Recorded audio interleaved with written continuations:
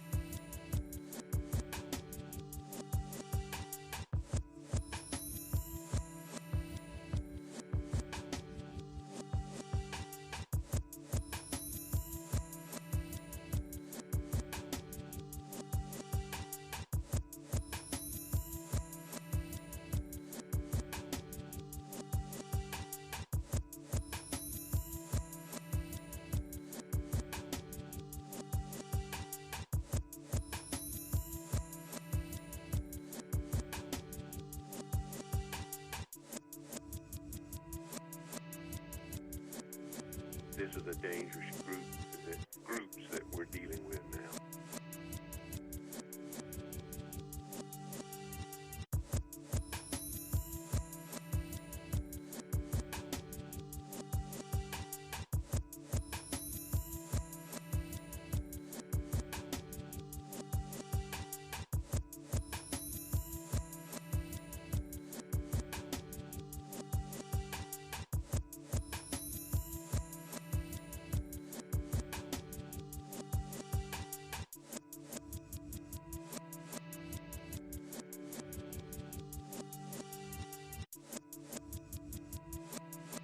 This is a dangerous groups that we're dealing with now.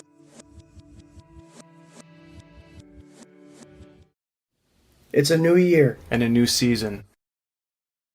24/7 Buff Fandemonium isn't just a page. Family. a passionate group of positive Buffalo football fans To embrace character and fight of this team We strive to embody this passion. and present a fan-first perspective. without all the fluff. Enter the K-Gun Report. Season 2. The first season was exciting for 24/7 Buff Fandemonium. Talking football, connects, and having quality conversation. This season, we're stepping it up, and we want you all to come be a part of the conversation. On March 9th, 2021, The K-Gun Report Is back. Buffalo.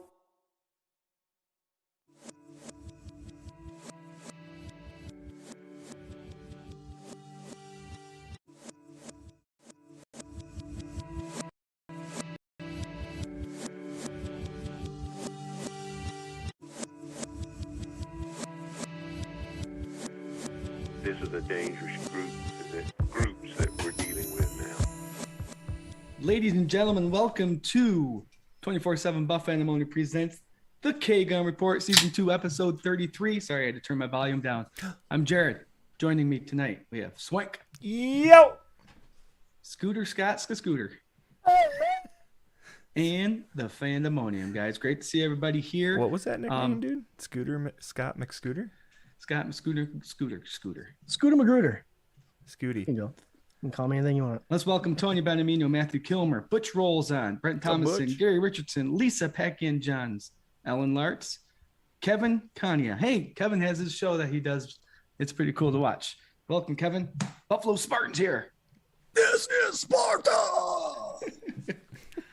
All right, guys, let's get right into it. What do you say? Let's talk about this quick and get on to actually tonight's show. We're going to just talk about anything and everything. We're going to talk about the Titans game a little bit, but then we're going to move on. Bills traveled to Nashville, lost to the Titans 31-34. Next game, please. Anyway, Swank, I'm going to leave with you really quick. Good and bad and ugly. The good, the bad, and the ugly. I'm gonna say that the ugly was Derrick Henry, man. I don't know what is going on, why we can't stop him, or why this offense decides to get like rolling against our defense, even though they're like the #1 defense in the league right now. That was really frustrating to listen to on the ride home because I got to watch the first half with my boy Butch Roll. We played a little music up at Mooney's in Buffalo. Thanks again so much, Butch, for inviting us. We had a great time. Yeah, we got to hang out and do that, and that was cool. Then, started watching the game. First half was pretty good, and then I left after halftime. But, man, Derrick Henry, dude. So, to me, defense was pretty ugly. Play calling was getting me a little frustrated a little bit. I have to say Dable's probably the bad. And the good, man, was just, playing music with my friends. The good, I'll tell you what the good for me really was Sean McDermott. I love this statement today where they asked him about the play call at the end, and he said 10 out of 10 times I'd give that ball to Josh Allen. And I agree with the play call. I love it. They weren't going to stop that offense. They were getting too hot on them, and so I like how aggressive it was. If they would have made it, everybody would have been talking about what a genius he is. I was gonna say it's all hindsight, right? Yeah. So you missed it. You should have kicked it. Every fan is like Yeah. that. Every fan's always going to be like that. You're celebrating if Josh gets the first down, we score a touchdown, and you're pissed off that it's a horrible play call if Josh doesn't, like you did. So the fans are all over the place with this, but a lot of questionable play calls, a lot of questionable non-calls, a lot of questionable calls. It was pretty frustrating to watch. I think Jarrod texted me pretty early in the game after we got inside the 20 twice and we kicked 2 field goals. Right? Didn't you say this game just doesn't feel right? Mm-hmm. Right. And a stat to throw out there: we were in the red zone 5 times. We only scored twice. We had 3 opportunities to at least put 3 points on the board, and we did it inside the 20. And when you lose a 3-point game, that's frustrating. That's part of the bad. You take away that 76-yard run that Henry had. He only averaged 3.2 yards a carry the rest of the night. hey, I have a question though. On those runs, it's cool if you hold though, right? You can hold defensive Well, players I have if an they're- explanation for that. Oh, you do? Oh, Fandemonium, please. if you're listening, ready? So the McKenzie kickoff return, they only had 1 person holding, right? Andre Davis, 1 person holding. Apparently, if there are 3 people holding at once, they all negate one another. Yeah. Oh. They all. So I didn't know that this was a rule, but apparently, if there's 3 people holding at the same exact time, it's not a penalty. So it's one of those things where the NFL and obviously people get upset when your team loses. You start nitpicking everything, right? I mean, there was holding on here and holding in there, but the one thing that the bad and the ugly for me is the consistency of the referees in the game call. It's one I get if you miss some and you don't. They didn't miss any of the Bills holding penalties. They didn't miss any of them. Nope. But a lot of, especially a big play with Henry running up the middle like that, usually you miss a holding play if it's away from the ball, right? These were all running by these individuals as they're being twisted and turned. I don't know if they would have gotten hand on them and Henry could have broken through it, but that's not the point, right? No. The point is they stopped them from getting anything on them. So it was a good run. As a Titans fan, I bet you they were happy as hell. But you gotta be consistent. Pass interference plays, those were inconsistent too. The only ones they were throwing were the ones that were obvious that people were getting pulled down. But it's just the referee games were inconsistent, and that's what's frustrating. I stood up when I saw the run, pissed off. It's like, oh, there he goes. And then I go, oh, thank God, holding. I literally put down my drink and went and got another one because I thought it was coming back. And then when nothing was said about it, I was like, it's going to be one of those freaking games. And why did it take, even the announcers brought this up, why did it take a lot of conferences with some of the easy calls? I don't know. It's like something wasn't being communicated well back and forth. I don't know what it was, but like I said, even the announcers brought it up, like, I'm getting frustrated. They're getting frustrated with how long it's taken to call some of these penalties. It's I heard on WGR earlier today, and you guys know me if you know the show. Usually I don't listen to read anything after a game like this, a loss. I was thinking about starting liquor loss Tuesdays where I'd be drinking whiskey if we lose on the Sunday before. So you guys are lucky I didn't have any. It's just PBR tonight. Yeah, But, what are you drinking, Swank? Liquor tonight? We lost. Yeah, dude. But it seems like there was a call on GR where they were talking about how this guy was just like frustrated, and he's just like, do you agree that we get more bullshit calls than any other team and blah blah? And I think it was Chris Brown was just like, no, I don't agree with that, like 100% no, blah blah blah. And I can see where he's coming from. It's like the scope of the thing, right, where you're paying attention to it so much that you're like, we get every single call, right? But God, it feels like that, man. Like in those moments, like during that run, you saw his jersey get stretched. You saw Poyer's jersey get stretched. You know what I mean? And Trey White's. White's. And then you see McKenzie finally break one and get it, and that's 7 points. That's us right back in it again. And it gets called back on the same exact type of hold. You know what I mean? And it's right up in the pads. just no consistency, you know. And it's sorry, and I'm not trying to ramble and take up all this, but I didn't even think I wanted to talk about this much. But why did the Sky Lord ref call back when Josh didn't get that first down, right? Without a measurement, without anything else, called down from the heavens and said, nope, not a first down. But during that other play, like nothing. You know what I mean? Like he didn't call down and be like, hey man, 3 guys were holding, you know? Yeah.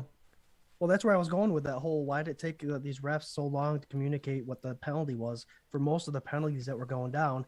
And then you get that crazy play. For those of you who watching, if you don't think Josh Allen wants it, watch that play. Even though he didn't get the first down, that's a guy that wants to win, is going to do everything to win. Mm-hmm. But the fact that they didn't even do a replay to see a ball spot. I know. The fact that where did this view come from with a pylon line going straight up? From last I knew, those lines didn't count. That wasn't the official mark. So all of a sudden they have a pylon mark to show you where, off the pylon. Where the hell did that come from? And then if so maybe he got the first down, maybe he didn't. But right. If you're looking at play, he didn't get the first down. But the matter of fact is they didn't try or attempt to do it right to say it wasn't a first down. Right. I didn't think he got the first down. No matter how many angles you saw, I thought maybe he got the ball over, but he was short. But at the same time, if you call the first down, you can't just reverse it, because now it takes the chance away of a replay. Now you have to have inconclusive evidence to turn it. Well, there's just didn't they call first down right off the bat? Yeah, I think they did. They reversed it. Did McDermott know that going into it? On the third down run you're talking about, right? Yeah, the third down. Yep. Yeah, they called the first down, and then it was like, no, they took it back, and they called down and said no. So I just think there's this mass confusion because there's so many different processes to figure out the same thing. Like it was just like the Houston playoff game where that ref in black like came running out of nowhere, and people are like, well, who is he? Like, when that was the fumble in the end zone. Forget what the ref that's been in the league for 20 years that had refs. Yeah, no. Now there's a secret society of refs, and then there's another ref that's floating around in the sky, and you don't have to worry about the ones on the field are just for show. Oh God. See, so those fans that are watching us, of course we're going to complain about it because it's there, it's noted, everybody's showing videos, they're showing snap pictures of the holds, all this stuff. Of course we're going to be better. We lost to a game that we should have won. But like we always say, go back to the game. 2 out of 5 red zone scores. This shouldn't even been an issue. No. We shouldn't have had to have that last drive.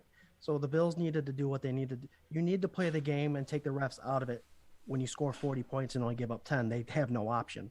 Yeah. So you need to play those type of games. Don't leave it in the referee's hands, because what happens is that you get fans from all over of the losing team that's going to say something wrong happened on our part. Yeah, but, absolutely. You live and learn. And this is the second year in a row that the Bills are going into a bye week after a loss. Mm-hmm. And let's not forget what happened after that crazy. Remember that Hail Mary to Hopkins. Week 9, right? Yeah. What happened after that? I think we won 8 straight games and went to the AFC Championship game. I think you're right. So we need to bounce back, take this bye week, because I think we're fairly healthy, except for Dawson Knox broke his hand throwing it. He broke his hand before that touchdown pass, just so you know. Yeah, I know. threw because that everybody pass was with a giving him broken crap hand. about how that ball looked when it came out of his hand. Turns When out he it threw it said with a 6 broken on the hand. scoreboard. Yeah. God. All right, Fandemonium, quick yes or no. Go for it on that 4th and 1 or kick the field goal. You guys, Right. go for it or kick it. Scooter, I know we touched a little bit on it, but just go or go if what's At the your time? answer? At the time, kick it. But then when you sit back and realize, I'm sorry, that the Bills' last 6 possessions they gave up a score to the Tennessee Titans. So are you going to tie it and then potentially give them the ball back so they can just drive right down the score? It's hard. It's really hard because if the Bills, like I said, if they do get that half yard, then we're talking a different story right now. So I say it was a good call. I say it happens. Shit happens, and it does, and that's what happened. So we are 4-2. That's Swank. after the big boot babyface bash shirt. Shit happens is our next shirt.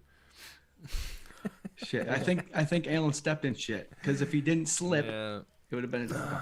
To Dude, be honest with you, when I was watching it, I didn't even think about field goal.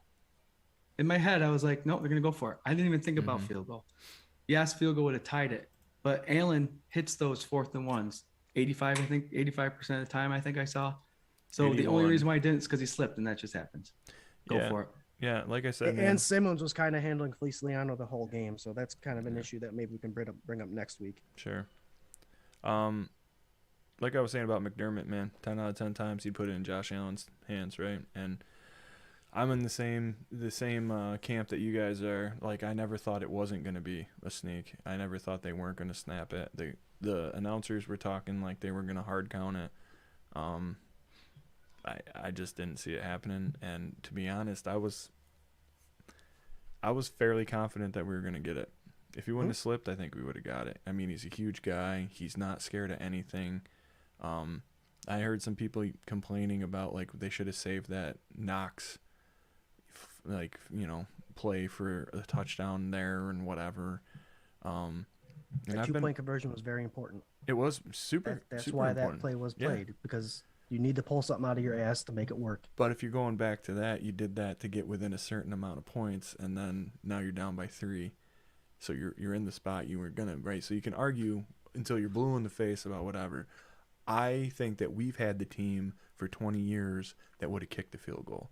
Yep. I don't want that team. I want this team that was gonna put a nail in their coffin, and they were gonna live with whatever consequence it was, and they did.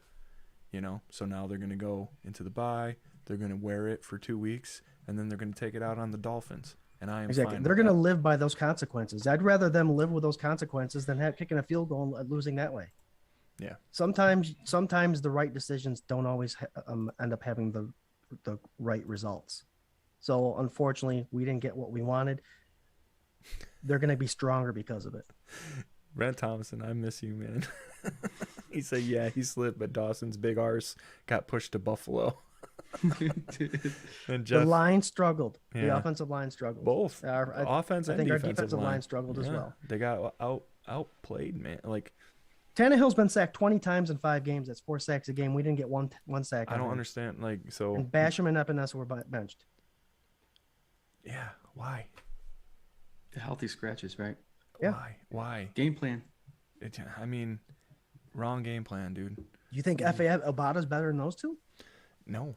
That's I what you're think- saying? Well, so what I'm wondering is, and I didn't even like with everything else going on and getting ready for the show and stuff last night, I missed some of the stuff that I'd probably usually pay attention to. So that is something that like I missed because I didn't know that Epinesa was benched, and why would you do that?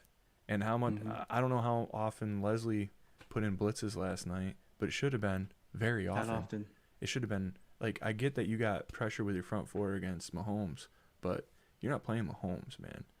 Like the thing that happened was you got yourself in a position where they started running on you, and then now you had to play it safe and protect the run, and then they started throwing it on you, and you just get caught in that loop.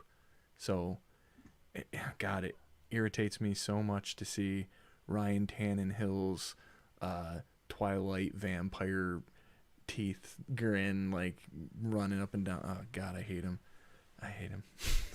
And like we said, it was that one run because Henry only averaged like 3.3 yards a carry after that. But you saw, I mean, of course, the commenters made it noted. look at the linebackers coming up to stop that run. That's why AJ Brown was able to do those slants so effectively. As you bring that zone forward, you got a lot of room for those wide receivers to create some space, which our Bills did not do bad against a healthy Julio Jones, a healthy AJ Brown. No. That's a tough task in itself. And they did a good job. If those linebackers were able to drop back in coverage a little more, they would have taken those slants away, and it would have been a different story. Yeah. Can we give credit to Tremaine Edmonds, though? I mean, I don't know how many times they showed Henry stiff-arming somebody, but go back in the history of Henry stiff-arming. Butch Roll brought it up 3 weeks ago. Stiff arm, and then he walks out of bounds. Yep. They highlighted that stiff arm on Addison. Addison did fall pretty hard, but Tremaine Edmonds he's a came big up, boy, put his too. body on him. Oh man, yeah. He did it all day. Tremaine Edmonds could make a living off putting on the clinic on how to tackle Henry, and he should. I mean, Henry got up woozy that last hard tackle that Tremaine Edmonds had on him. You look in Henry's eyes, he was like, "I got popped." Yeah, I got popped. I did see a replay of they must have blitzed Milano at one point, and he got slung out the stadium. I saw that. They pancaked the shit out of him, and I was just like, oh man, I don't know. It was disappointing to see, but I don't know. Still put up over 30. Like I don't know. I don't know how you go. Josh Allen, 76% passing, 350 plus passing yards, 3 touchdowns. Yeah. You don't lose many games like that. Yeah. And his only pick was off of a tip or Yeah. a bad ball. So Any one of those things don't happen, right? And that's little kid football. We're like, well, if that wouldn't have happened, blah, blah. But, like, legitimately, if one of those things would have went their way, it'd be a different story right now. But it's not. And like you said, Scott, man, that Cardinals loss last year lit a fire under their ass. I can imagine what this is going to be. So. Yep. And guess what? You guys have already said it a handful of times. We're 4-2, 4-2. 4 and toes, man. 4-2. 4-2 going into the bye. If you're gonna have the little screw ups here and there and the little misfortunes, I'd rather it happen in week 6 than first round of the playoffs or second round of the playoffs. So they'll learn, they'll move on forward, and 4-2 going to the bye. Can't ask for anything better. Yeah. Our boy Paul Rossi wants to know if any of us have heard any more news on how long Knox is going to be out for. I have not. It's a broken bone, I think, in the hand. I don't know what the severity of the broken bone is, but the fact that we have a bye is obviously a good thing. So it gives him time to heal. Yeah, I don't know if it's something you can cast or not, but I bet you will find out in the next couple of days. Everything I'm reading is not expected to miss much time. Sweet. Will recover soon. Won't take much at all. May just be out the bye week and the week after. Okay, So- but who caught a touchdown, Scott, this week? Tommy Sweeney. There you go. That's somebody that Scott's really been excited for the last year and a half, 2 years, and he showed up. It was a. You know what? that was The a Bills are gorgeous ball. excited about him too because they're only dressing 2 tight ends and he's one of them. Yeah. And he's a good sized guy that can block. And man, he caught that touchdown pass. I thought it was Knox for a second because I had him in fantasy. Knox gave me a big no-show basically. I only needed 6 points to win, and he didn't do that for me. But he Sweeney, threw you for 2 points though, didn't he? oh yeah, he got me 2 points for the 2-point conversion. But Tommy Sweeney, I mean, I think we'll see him a couple weeks. I think we'll be impressed by him for sure. And I think after what Tommy Sweeney, I believe, can provide for the Miami game when they come back in 2 weeks, you might see Tommy Sweeney out there more often for different packages. I like him. Me too. Swank, what shirt you wearing? I'm not wearing a shirt. I got sunburned really badly. Oh, that's pretty scorched. That's that new. Beautiful. That new. Our new. That new. We have those shirts available still. We have the original black and white logo shirts still available, and we have the Notorious Dig shirt still available. If you're interested, personal message us. And we also have stickers still. Bam, bam, and bam. Those are free. Personal message us your address. We'll send them out to you. We haven't done that in a while.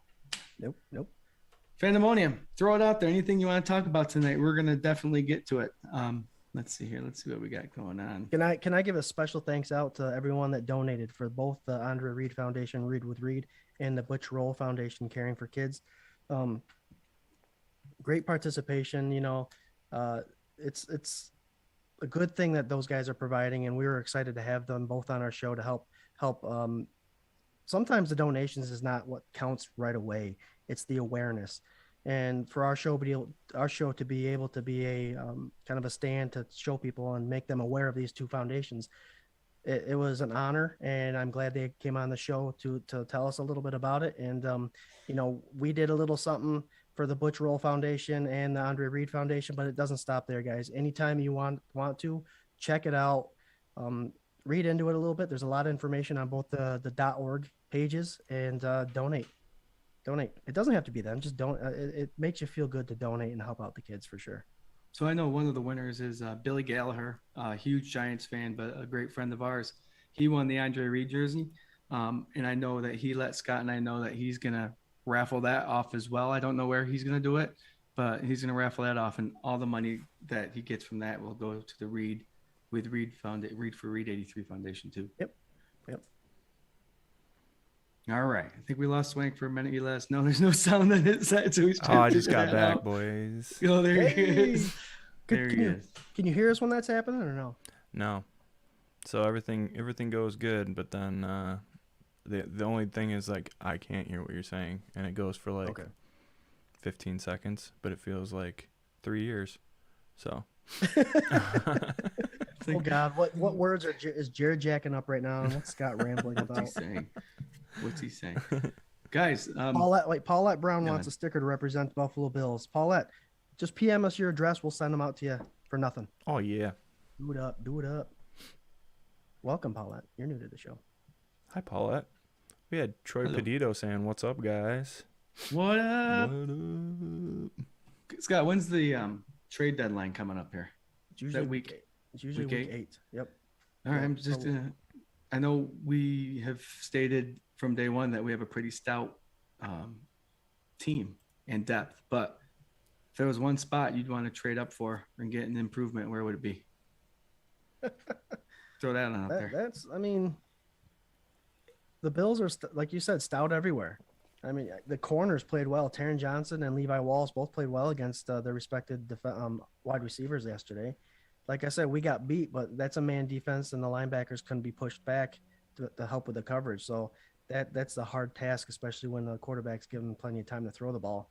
I don't know if there's anybody that you could get rid of for draft capital. I don't know right now. It's too early. Week 6, we're healthy. So, I mean, Zach Ertz is out of the question. We already know that, right? Meh. Right. I played him this week. He did well, and then he gets traded to Arizona, so that's pretty cool. There you go. Pauletta wants, she said, my cousin Mackenzie should have gotten that touchdown, but I'm proud of him. Is he really your cousin? We're proud of him, too. He's one of our favorites here at 24/7 Buff A little Fandemonium. dirty. Yeah, he got robbed. Yeah, you did. And the poor guy, you know, usually when you look up at the screen when you're running down the field, you can see there's like yellow that pops up, and even the announcer said something like, "Oh, and he doesn't even know there's a flag on the field." I mean, he was celebrating. The guy ran his heart. He ran as hard as he could, and he was winded. And to have that being taken back I felt bad for him. Yeah. He'll get there. He'll get one. get He'll it. get a couple, I think. At least he's still got gonna be that taste hungry in his for it. mouth now, so. Fandemonium. We got a bye week coming up. What kind of improvements do you think the Bills should make coming into this Miami game in 2 weeks? I'll go first with this. I can't stand we don't have a running game. We kind of do, but we don't. We don't have a running game to the point where I don't think RPO was working. That run pass option, you know, that fake handoff that Josh Allen does basically 90% of the plays. Mm-hmm.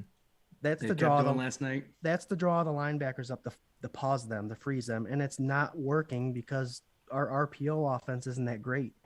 So it just frustrates because when you put your hand face down to do the fake play, you're taking your eyes off what defense is happening. Yeah. And so if you even take that second away to do that, I think you're wasting time.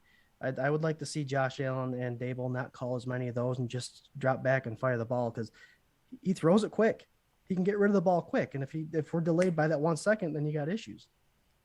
But he didn't really have any issues, right? He still threw for over 70% and 300 some odd yards. So that RPO also sets up the chance of actually giving the running back the ball too. So if you keep pulling out, now those defensive line are going to come flying up when you're going to do the RPO, but you're giving the ball away. Maybe that's setting something up in the future. Brent Thomas says need a running game to utilize a RPO, and I agree with that. I agree. Like Jarrod said, there's two ways to look at it. I agree with the Thomason way. I think if you do have an effective running game, then the RPO would be good. But you don't, and it's not beneficial, I think, for the offense, especially passing offense when you're taking your eye off the ball, eye off the defense. Yeah. Beasley showed back up, guys. What's up with that? I had him on my bench, but yeah, Beasley looked nice. I like Lonnie's. What's Lonnie saying? About the hair. I like Beasley's haircut. I think all NFL players need nice haircuts. He played good last night. It's not like they can't afford it. You know what I mean? Josh Cook says the O-line. So my question to you guys, Swank, I'll start with you. Do we need to address the O-line in trading or anything like that? Or do we need to address it with flip-flopping people around to see what works best? I think they had a formula that was working well, and now Feliciano got back in there, and he got owned. So I don't know. I don't think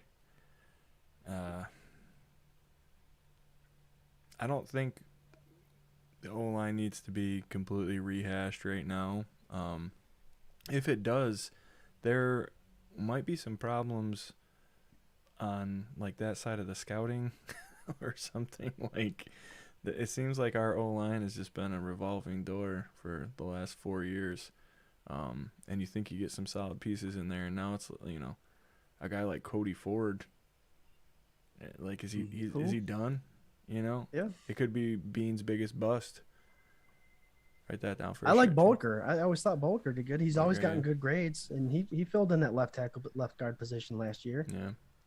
I mean, here's the other thing about it. Like, to say we don't have a run game and to say that the O-line's jacked after our second loss against a tough team, our running game, it was in the top 10 all season, right? Like, We were top 5. top 5. So, I mean, it's not that bad. I know, think I'm talking per game. Like when the game is happening and you haven't established any Situationally, kind of run, yeah. you shouldn't be trying to fool people into thinking that you're going to. Yeah, not That's if the you're at least frustrating going to part. commit to it once or twice, you know, a couple times to like get something going. I mean, Motor had a couple really tough looking runs last night. You know, 5 carries for 27 yards. He averaged over 5 yards a carry, and they just stopped giving him the ball. yeah, and that one, I think his first carry or second carry, he pulled like 4 or 5 guys with him for like an extra 3 yards. Like, the dude's tough, man. I don't know. I'll tell you what I want him to work on the bye week is getting back to where Josh is comfortable. When we say like 350 plus yards, 3 TDs, 1 interception, great game, whatever. I think those red zone touchdowns that we're missing, you want to know where he scored most of those, in my eyes last year, was when a play broke down, he moved the pocket, he either made it happen with his legs or created enough time so that wide receivers could get open. That is the only time in my mind that Josh Allen should be running. It should be RPO with only him. No running backs involved. Like, Well, last night during the thread, Chancey Shank was very busy as we were talking all throughout the night. oh yeah. He mentioned something how like he's very impressed. It worries him when Josh Allen rolls outside the pocket, and then all of a sudden he pulls that gun out and just throttles the ball down the field. And I responded with, when he does that, it's going somewhere good because he's throwing that ball with confidence. And you're right. When he rolls out, it gives him time, and then he's throwing across his body, back across the field, made a completion like that last night, rocketing one in tight coverage. So yeah, he plays his best, and he has been doing very well in the pocket. But when shit starts to hit the fan, when he's rolling out, he's scary too. And I think he's got a high quarterback rating when he's rolling out of the pocket as well. Yeah. See, I see something a little different. I saw, yes, he was proficient. I mean, 78% is nothing to laugh about. 350. I mean, we already talked about the stats, but he still is quick to get out of that pocket. He's still very quick to get out of that pocket. There was a play that they were in the red zone, and as soon as he felt the back pressure, it was blocked, but he decided to roll out. And what had happened is if he's just stepped up in the pocket, there are 2 linemen, Spencer Brown and Darrell Williams, that pushed the right end around him. It would have went around him. He had daylight. Yeah. So I think when Swank says comfort, that is something that I think he's still not 100% comfortable back there, even though he's delivering.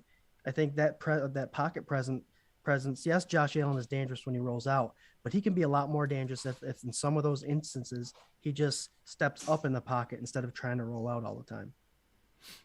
Yeah, I mean, in a perfect world, right?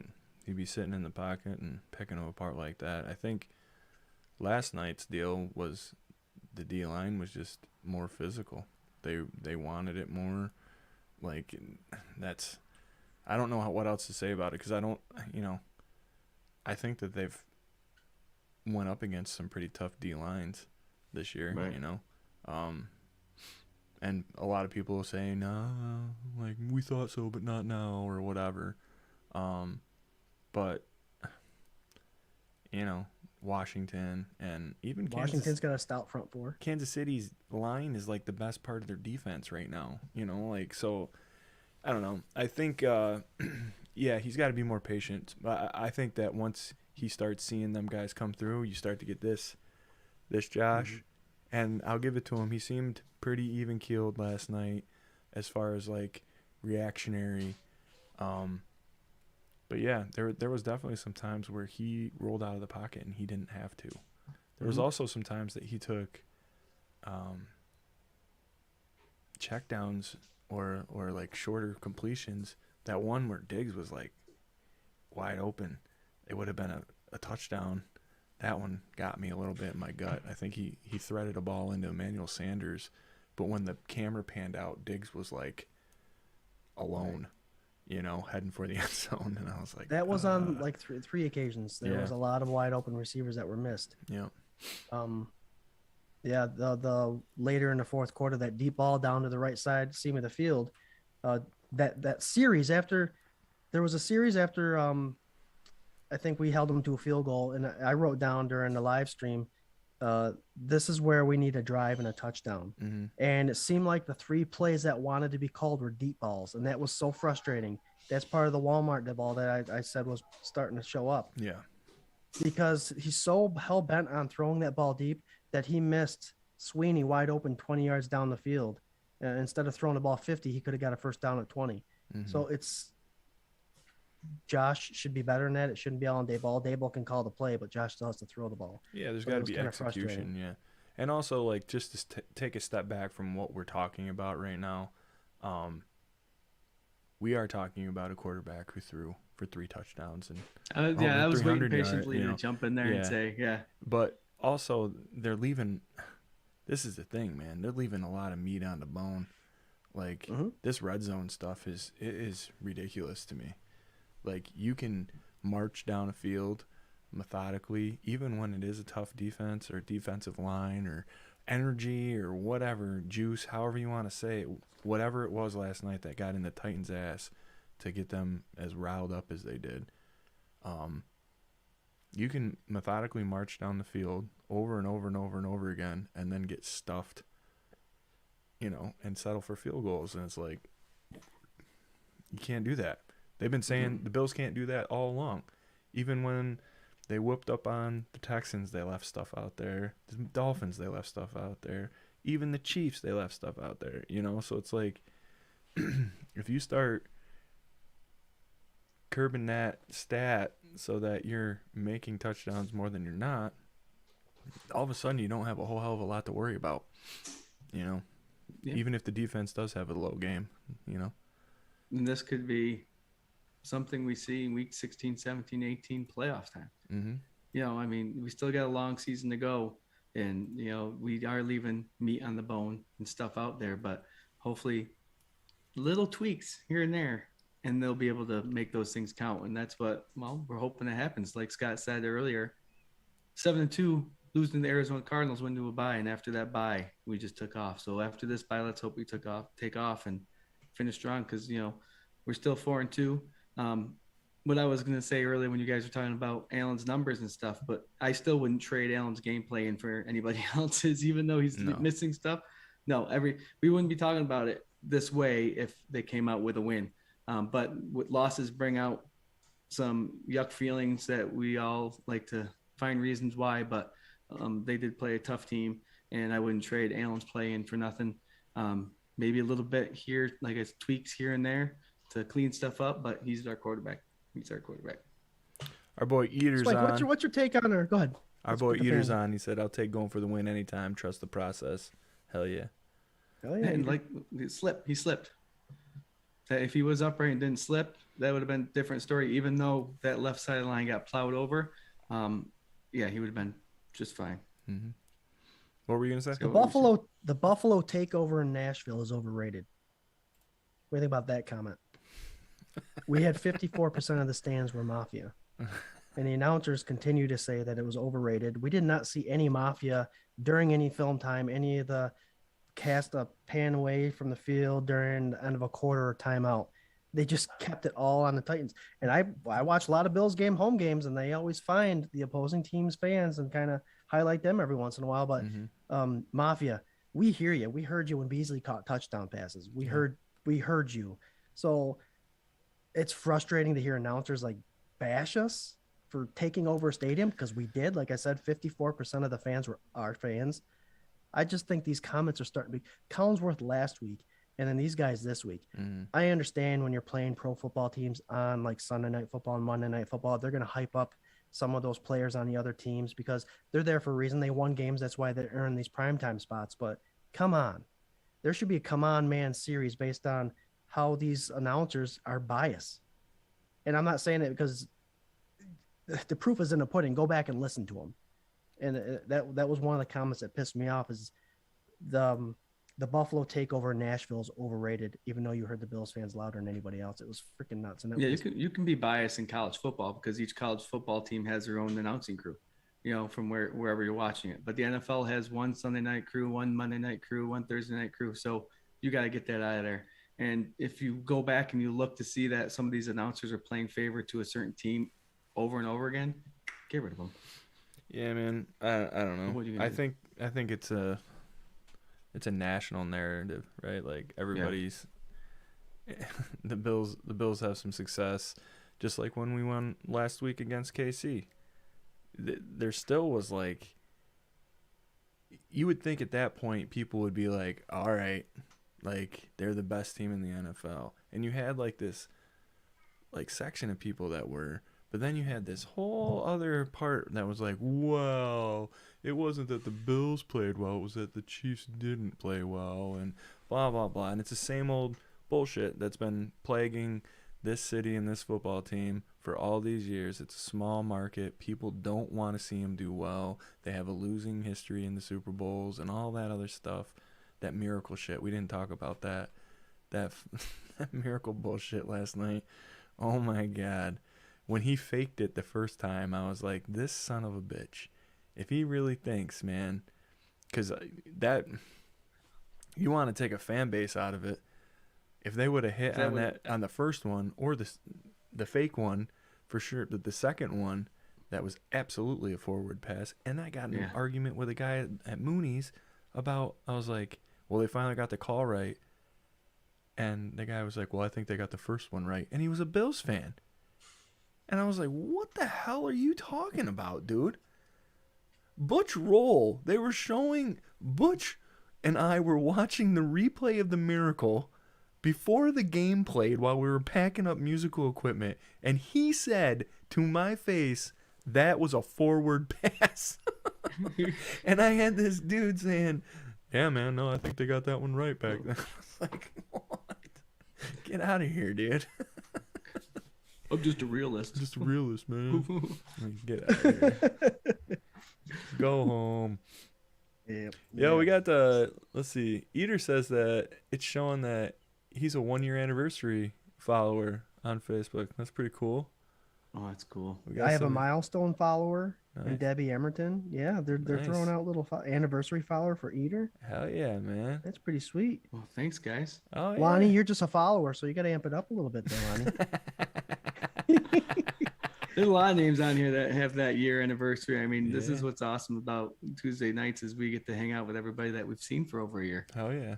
Talk Yeah, football. We got top crazy. fan Paul Rossi.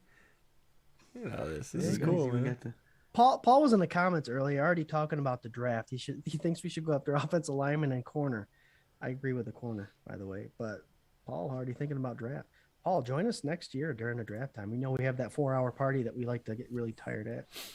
Yeah, we're gonna have to do something different next year. Maybe a pot of coffee. We'll have to like alternate coffee and beer. Yeah. I think coffee's a good idea because you could tell when you're watching it that we're like. I mean, we'll be waiting to the 32nd pick anyways, but. Oh yeah.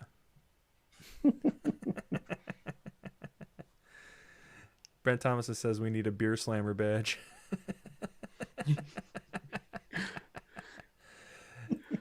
Buffalo. What do right. you guys think about Sorry. So when I saw this happen, I was like, someone got another comment? Yeah, Buffalo Spartan wants to know when we're coming to another game this year.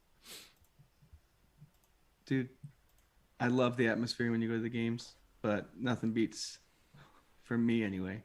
See, You're gonna lose some people. 1:00 on a Sunday. And follow Yeah, Jarrod at Jarrod 24/7 Buff. Jared likes to on Twitter. DVR it and watch it Monday morning. He doesn't like to watch it live. Yo, I like to not before don't Rachel tell me what's Ray though. happening. Rachel Ray and then football game. Yeah. But no, there's nothing I love watching it in the comfort of my own home. Like I said, we go to at least one a year to get that atmosphere feeling. Mm-hmm. But I love watching it at home. But it was pretty cool going to the last game that we did to meet everybody. That was awesome. Pinto Ron and Buffalo Spartan and others. Bill's Jason was there. Mandalorian we got pictures with. It was all fun. Good time.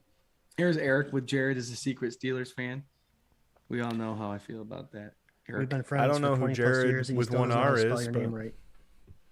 What's that? He spelled your name wrong. It's not you. I know, friend. When we saw, there was a couple high hits. Allen got cracked in the face right away. Yeah. By helmet to helmet, and then Lewin. I had a lot of respect for this guy as an offensive lineman. And Is that a then joke? when you see him putting his helmet down in the back of Hughes, a spear, and he's injured, I like to see when he plays next because a lot of people are calling that rolling around injury fake. But he has what he's coming to him. This guy should be fined. A lot of people are defending him, saying he tripped. But when you trip, usually you don't put your hands back and put your head down in someone's back. Yo, was that a joke that you were saying you respected him or no? I've never. 'Cause The guy's been a he's cheap been like shot that his his whole whole NFL career. career, Jared. yeah. He's been a jerk. Oh, fine. Yeah. No, I didn't know if they were joking Fine. or not. I'm done. Bye, Jarrod. I think you're thinking Hey, about Jarrod. Brian Cox, Jared. I think you're thinking about Brian Cox. That's the guy you definitely should respect. But no, I mean, you hate to see someone injured. You hate to see somebody going off the cart with those straps on and his helmet cut off. But it's one of those things. That high hit to Josh Allen was a clear hit to the helmet. I mean, there was no joke about that. They called it, which I'm surprised they did. And then that Lewin injury, I mean, they need to show film on that and say, don't be a cheap shot. Don't try to get that extra cheap shot move because you're going to get hurt. And, that's when it happens. And, I pray for speedy recovery for him, but he's not going to learn. He's someone that's not going to learn from this mistake if he's going to play again. And you need to get that out of your system because what happens when he does this, and I think they should start doing this, is forget these. You need 2 in 1 game to get kicked out. I think it should be like soccer. You get a yellow card the previous game. If you get one more yellow card the next game, you're out of that game. These repeat offenders need to be held accountable. And by giving them 2 shots, at least they're at least 1 shot a game they're allowed, and that's bullshit. Well, If they have a consecutive game, then get them the hell out of there because they're going to hurt someone. no. My They're man, trying to. my man Aaron Williams is suffering now because of something stupid like that they allow somebody to get over and over again, allowing this guy to do it. A Landry piece of shit. And Aaron Williams' career is done because of that cheap shot. Debbie Emerton just said that karma's a bitch, so 100%. But no, man, they're trying to protect players. That's what this is. Yep. They're definitely trying to protect players. And then they don't have a commentary staff that's encouraging people to mess up quarterbacks' legs just because they're mobile and young. Yeah, Right. twist it, right? Swank? Yeah. So Just twist it. there's like a double narrative going on, and I really think it's all about what city your team's from, and that's it. Mm-hmm. I think it's what market does best, and I never believed that before. And this year, of all years, the second year running where we have a team that's highly competitive and super good, now I believe it more than I've ever believed it before. And I hope they just keep knocking the shit out of people and proving people wrong. If they're looking for a chip to have on their shoulder aside from last night's game, that's what I would be riding on. I mean, even when you're doing everything right, you're not, right? People are rooting Right. against you. The most likable, like, is there a more likable quarterback wide receiver duo than Josh Allen and Stephon Diggs right now? Right. Nobody can bullshit me into thinking that there's not two more likable players, like literally in the entire NFL. You know, They don't have the cocky swagger. They have the fun, yeah, bunch fun brother swagger. looking, and the fun. You know what I mean? It's not like Mayfield's little thing like that, or Mahomes' little trot Diggs- that he does with his Kermit ass self. Diggs' whole It's not any of that stuff that people don't like. Diggs' They are touchdown level- celebration, dude, was the funniest thing. He was like getting dapped up during it, and he was trying to finish it all. Oh, Diggs' touchdown celebration. Yeah, it was long and he was getting interrupted. I mean, other than Minnesota fans for not liking Diggs, Josh Allen listens to Frank Sinatra. He listens to music to calm himself down before games, not hype him up. The guy's story is crazy awesome. The Diggs Allen brotherhood that they brought together, and it means a lot, that kind of brotherhood. And there's a lot of definitions to what I mean by that, and I won't go into detail. But with the way our world is working nowadays, to have that kind of brotherhood and the guys that love each other as much as they do, that's just contagious. And to see how much fun they're having together on and off the field, you can't not help but to love them. So anybody that wants to trash on those two, they're Scott, going on even on that, even Beasley. I mean, he's been quiet for the last couple of weeks, right? And then Deleted this his week Twitter he has a account. huge game, but you never really see anything like when it comes to his teammates, and his relationship with his teammates. They're there for each other. Like, you can have your separate feelings about stuff that goes outside of football and all that stuff, and that's fine. But coming in and respecting and listening to your teammates and even people in general is the ultimate goal, and they're doing it very well.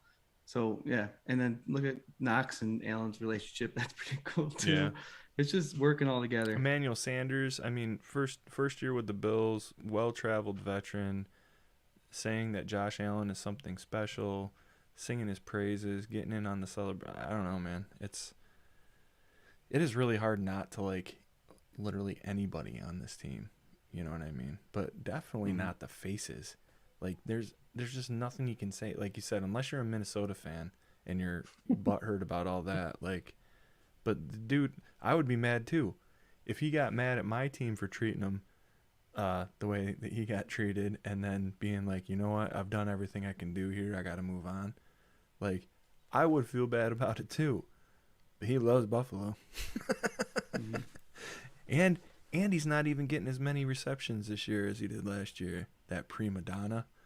And he's fine And with he's a it. team captain. Did you hear that comment he made about Dawson Knox? Mhm. Oh, it was so funny, dude. Taking his catches away. It's like, yo, He owes him yeah. for. If I'm going to keep distracting these people so you can catch touchdowns, I need some of that check. Paulette wants to know a little bit about the shirts really quick. Sure. So the 24/7 Buff Fandemonium, the red and the black and white logo shirts like Swank's wearing, those are straight 20. The Notorious Dig shirts are 25, but the $5 from each purchase will go to the American Heart Association. And when we sell those out, we're going to send a nice big chunk to that association. So that's what that's all about. Yep. You guys, I mean, 4-2. I've said it 500 times. That's a great record to be going into. The Bills are going to be learning from these little itty bitty mistakes that they're making early in the season. And let's, like we've mentioned in previous shows, one game at a time. Enjoy the ride. It was a little bumpy ride last night, right there. But the coaches and the players will pull themselves together. If you want one of those, just personal message us. You'll get those for free. And if you like more than one, you can share them with your friends or your cousins, like Mackenzie. Give him a couple. Yeah, there you go. Maybe he'll give them to everybody else on the field, on the team. All right. So that's over with. We're done. Good. But we're gonna do a couple pick'ems. Fandemonium, listen up to what games we're gonna throw out there and throw us out who you think is gonna win each one of these games. Swank has a pretty demanding lead in the pick'ems. Oh, say it don't know again how for the this is people in the happening. back. Fandemonium, first game we're gonna have picked up here is the Jets versus Patriots. The Jets are going to New England to play the Patriots. I'll lead the way. I'm saying Patriots are winning this one. Swank, what do you have for this game?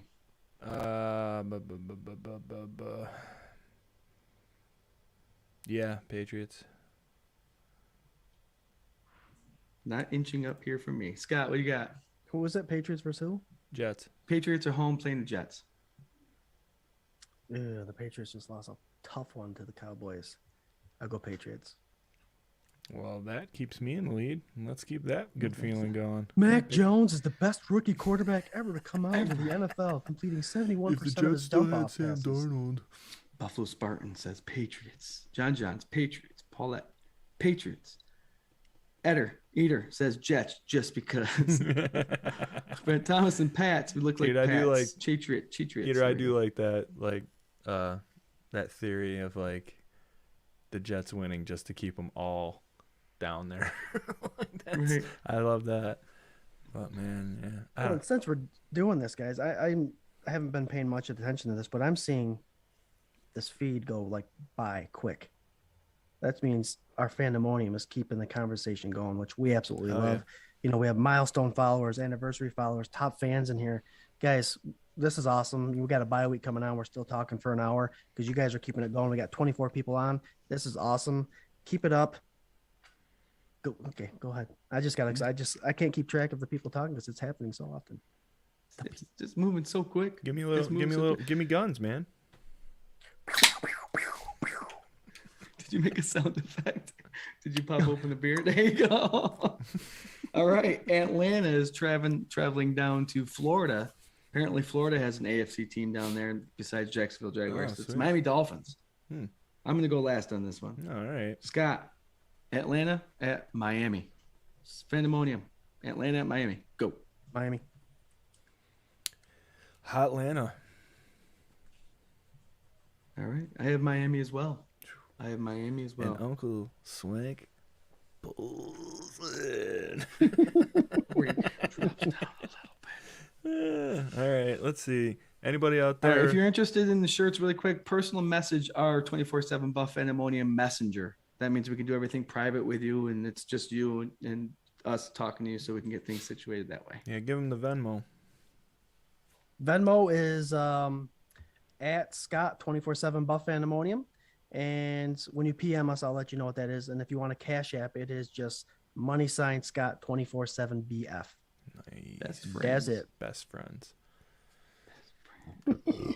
All right, here we go. Amanda Hoffert says Miami. Mike Vogt, Atlanta. Spark, Miami. Alberto, Finns. Paulette, Atlanta. There we go, Paulette. Atlanta. Debbie, Atlanta. Okay, we have a split. See it? I mean, ultimately, we want Atlanta to win to beat Miami to keep that AFC East down. But easiest way into the playoffs is to win your division. Mm-hmm. Everybody knows that. Everybody. All right, now let's go to Swank for the toilet bowl game of next week. I don't know what it is yet, so this should be interesting to see what Swank picks. Well, it's funny that like the two games we just picked are probably the biggest toilet bowl games. Toilet bowls, yeah. But or pick a non-toilet bowl. No, I think I like doing the losers, man, because it's kind of a toss-up and it's like a little more strategic, right? So, this feels weird to say, not the away team. So it's Colts at 49ers. It's weird to me that the 49ers are 2-3 right now, and the Colts are 2-4. Garoppolo's coming back this week. Garoppolo is coming back this week, yes. No Kittle, right? I think these are two pretty evenly matched teams, and I think Garoppolo might take his starting job and just walk away with it this week. So I'm going to go ahead and say that the Niners are going to beat the Colts. See with these last two games. T.Y. Hilton is back. Wentz has got a weapon. I think the Colts are going to take it. Yeah, I've seen what Wentz can do with weapons. Scott, I'm hyping him up. I have him in fantasy. Oh, I have the Colts as well. T.Y. Yeah, not Carson Wentz though, right? No, hell no. Swank, we're gonna creep 2 in on you. I got a feeling. You know, you boys been trying to creep 2 in. What are those records? You got the records right there. I'm in the 20s, I believe. Yeah. Alberto Colts, Brent Thomas Niners, Buffalo Spartan Colts, John Niners, and okay, back and forth again. Don't rely on the Fandemonium to make your bets for you, I guess, because they're going 50-50. Yo, I'm starting a new 24/7 live stream. It's called Betting Around with Swank. That's as creative as you can get, huh? I need to put on the spot. You had to do it. Betting around. Yo, so betting the money for 50. No. Joshing with Jarrod. joshing around with Jarrod. Scooter booting Pootering with Scooterin'. All right. We're getting away. We're getting away of it. We're getting away of okay. it. Fandemonium, thank you again. Hold on, before we do Go our ahead. sign-offs here, I wanted to talk about something quick. And hit us up in the comments if you were there, or if you rewatched, or if you want to watch, or if you want to rewatch. We haven't got to geek out about the fact that we had Mr. Andre Reed on the show last week. Andre Reed. October has been something else for It's been 24/7 nuts, about dude. Fandemonium, hasn't It's it? been completely nuts. I'm still numb about it. That was a fun show. That was an awesome show, and the compliment that Andre Reed gave us at the end for just keeping it real and you know what we get out of it is to be able to talk football with an ex-Bills player, and then to let them kind of get into their moment, because you know this was their life. Yeah. This was their life for so long, a big part of their life, and to let them actually get emotional and put their heart into the conversation that we have with them. I thought that was like the best part of our show last week. Oh, 100%. And then just to let Andre talk and listen to what he had to say and have that perspective was something that I never thought I would ever have in my life. Dude. And I thought that was awesome. But go ahead, Swank. You No, started no, this. no. That's totally fine because it's really surreal. I mean, especially, Andre last week, Bush Roll the week before. I mean, we try to be as honest and ourselves as we can possibly be. That's like what we started this whole stream doing. And the fact that like we've hit one of these milestone goals that like we really didn't, it was like we had a meeting before this season of the K-Gun Report started, and we were like, what would be the things that we'd want in the future? Like, wouldn't it be cool if? And we hit that goal, man. I got to say, it's because of you guys supporting us, and keeping those comments and keeping those views and all that stuff. We got a great sponsor. But it feels really good to know that like we can just talk the way we want to talk and do what we do, and we can have a conversation with one of our heroes and have it be just mind-blowing. Dude, that story about Don Beebe with the football, that's something I've never heard. That I would never imagine that it was even a story. There was so much stuff. If you guys have not done it yet, please go back to last week's episode with Andre and give it a listen. I'm putting it up on the podcast platforms here. If not tonight, tomorrow. The Butch Roll one is already up on the podcast. That is another great one where it was like so insightful, so crazy. Butch is such a cool dude. I can't believe that I got to play music with him. I can't believe Steve Tasker was in the audience and I got to meet him. This has just been like the most craziest, insane October in the existence of man. Yeah, it's pretty cool. Debbie Emerton said Mark Maddox said he would come on. He would promote his charity, Help One Nation. I was actually talking to my significant other, Sarah, on the way home from somewhere the other day. Wait, what? And she's like, Oh, not my Sarah. Okay. No, yeah. My Sarah. You sure Sarah have an H at the end? Mine does. Yeah, that's why they get along. Oh, gosh. Yeah. That's why. That's perfect. Happiness with that H. But she's like, who else? You guys have anybody else coming on anytime soon? Blah, blah, blah. And I said Mark Maddox would be an awesome one for me personally because he was the first Buffalo Bills player to ever sign something for me. And I'll always remember that when I was 11 years old. He signed a hat. Bam. I was like, Mark Maddox, number 55. It's awesome. So that'd be cool. Mark, if you're listening. Plus, Jarrod was inspiring to be a middle linebacker. He played it in Pee-wees and then high school. And, Mark Maddox was there during the time you were playing, Jarrod. I remember how much you liked Mark Maddox. Mark Maddox was my dude. A Tell real him that, though. real quick story. I have a friend of the family, my dad's friend, Jimmy. We called him Uncle Jimmy. He wasn't my uncle, but he was just like the cool uncle. He used to babysit us sometimes and like wrestle around and roughhouse and whatever. He's fun. He's a super funny guy, really good dude. Huge Bills fan. He went with me to that game that I tell you guys about all the time, the Jets Bruce destroyed Boomer game. So he texted me today because he saw the pictures and everything with a band with like Butch and Steve Tasker and stuff. And he was just like, "Oh man, that's crazy, blah blah blah." And I remember the very first autograph I got, he gave it to me. He met Steve Tasker and he had him sign like a piece of steno notebook paper, and it just was Steve Tasker's autograph with his number. And he gave it to me like on my birthday. And I was just like, oh my God. Like, this piece of paper was like the most important thing to me. I was like 10, you know. And so I was texting him back and forth, and he goes, yeah, I heard. So Steve Tasker was there. And I was like, yeah. And I asked him if he remembered that. And he's like, no, but that's really cool. It's like, Swank? dude, I carried this memory with me for like 28 years. And you're like, no, but that's awesome. Buffalo Spartan brought up a good point. We need to do this, Buffalo. You're spot on. We need to get super fans on the show. Hell yeah. That would be something that, we will look into that. We definitely want Let's start with you. Sweet. Yeah. Buffalo Spartan. Let us know when you want to get on. Yeah. Yeah. I love it. Yeah, that works. Yeah. How's next week sound, guys? How's next week? Ooh. Yeah, I'm good. We'll PM each other, Spartan. Buffalo Spartan. We'll PM each other. Let's figure something out. Yeah, man. Get you on next week. Shit, Scooter. I'd like to get like his whole crew, man. Get him and like Jason and all those dudes. That'd be Bills fun. Jason the Mandalorian. I think the Bills Queen was there too. Hell yeah. At the tent. That'd be fun. That'd be awesome. Get all of them on there. Yeah. We'd have to dress up too, guys. We got to figure out some characters. And Baby Yoda. I'll go as Jarrod. Hi. Hi, my name's Jarrod. I sound like Patrick Mahomes. So I just want to throw this out there quick too before we get their closing thoughts. For me, it was kind of nerve-wracking knowing that these gentlemen were going to be on with us talking, and I know Scott and Swank could vouch for me when I say this. Once they got on, like before we started the show, there was a comfort level that was just crazy. Yeah. Like they smiled and everybody talked, and it was like, they're people too. Yeah, literally. And it was just two of awesome. the nicest dudes.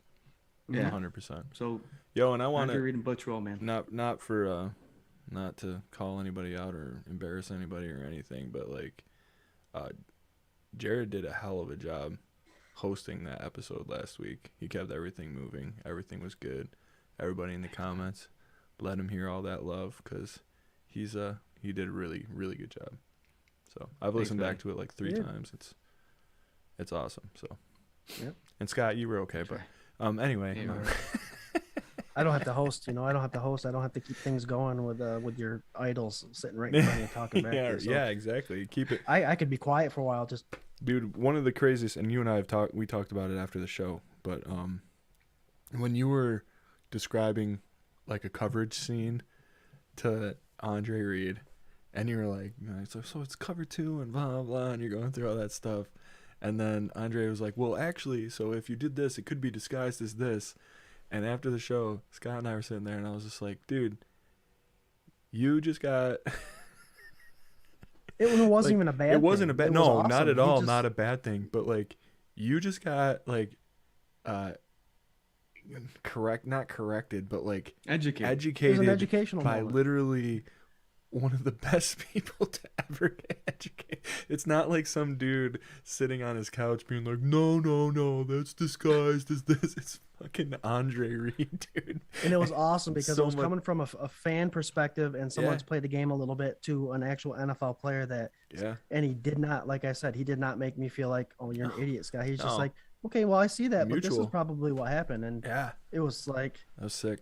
to have that kind of conversation, I didn't realize it till the end until Swank told me. He's like, you just legit had like a cool football combo with Andre Reed. I was like, You hung with him. Like on the same level as, I was just like, holy shit, dude. That was, I don't know. So cool. So cool. Yes. So closing thoughts for tonight. Scott, why don't you lead the way? I'm going to go back to the conversation we were just having about 2 minutes ago. Butch Roll came on the show 2 weeks ago for the Butch Roll Foundation at Caring for Kids.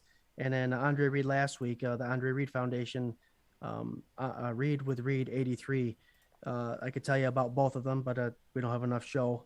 Look it up. I got the .org right on the page that Swank's got there for you. Yes, sir. Look them up. You just didn't have to donate with us. Check them out. Help out the kids a little bit. They're doing a great thing. This is their calling now, and they're loving every minute of it. Andre even said that he feels better doing this than scoring touchdowns. So that tells you how into it these guys are. And you know, it was an honor, like I said, and I love talking to you guys every Tuesday, and it's awesome. And we special thanks to Buffalo Autographs and Ryan Hickman. You know, we have an open conversation, and there's, you know, we love each other, and we're combining greatly, and he does a great thing over there. So if you're ever looking for merchandise, go to Buffalo Autographs, the Facebook page, and if you just want to straight up buy the stuff, go to www.buffaloautographs.com. Their prices are incomparable. Swank. I Mike, think we lost Swank. Jared, go ahead. no, I'm here. Mike Voigt just said that I think Swank needs a tissue. Getting all emotion in. Just emotion. So I was just talking shit about that. Yeah, man, this is literally just been like the craziest like couple weeks of our the K-Gun existence, 24/7 existence, and it's been awesome, man. Like a lot of dreams come true that we didn't even know were possible, or dreams, you know what I mean? So it's been very cool. Thank you guys so much for all the support and showing out and showing these dudes exactly what our page and what this show is about. You know, it's just been great. So you know, if you want to be involved in emotional moments like this, you can come join us every Tuesday from 8 until 9-ish p.m. on the K-Gun Report, man. Sponsored by 24/7 Buff Fandemonium, also by Buffalo Autographs sometimes, and Facebook Live, YouTube Live, Apple Podcasts, Spotify, Anchor. You can get it anywhere, man. Anywhere you want. Hey, get it anywhere you want, man. All right. Do it. Our Buffalo Bills are 4-2. Got a bye week. Let's do that quick. Yeah, get one of them. First, they'll message us. Anything, everything, we'll send them out to you for free. Just address, and we'll send them out. 4-2 Buffalo Bills, not a too shabby start. Yeah, we'd like to go 6-0, but what are you going to learn from a 6-0? You're going to be happy. 4-2, you got 2 losses. Let's learn from them. Get the bye over, push forward. I'm excited for our next show. We're going to talk about what happened this past week, but then we're going to talk about what we're doing against the Miami Dolphins, a rivalry game. That's going to be sweet. Fandemonium, thanks for participating. As always, we wouldn't be here without you guys. It's awesome to watch all these comments going back and forth. So we look forward to seeing everybody next Tuesday, 8 o'clock again, to talk about what happened and talk about the hated rivalry against the Miami Dolphins. Until then, be safe. Root on your favorite teams this week. I know hockey's getting in the gear. Buffalo Sabres doing well. Yeah. That's good. So, all right, be safe. Have a good week. It'll go quick. Go Bills. Go Bills. Bills!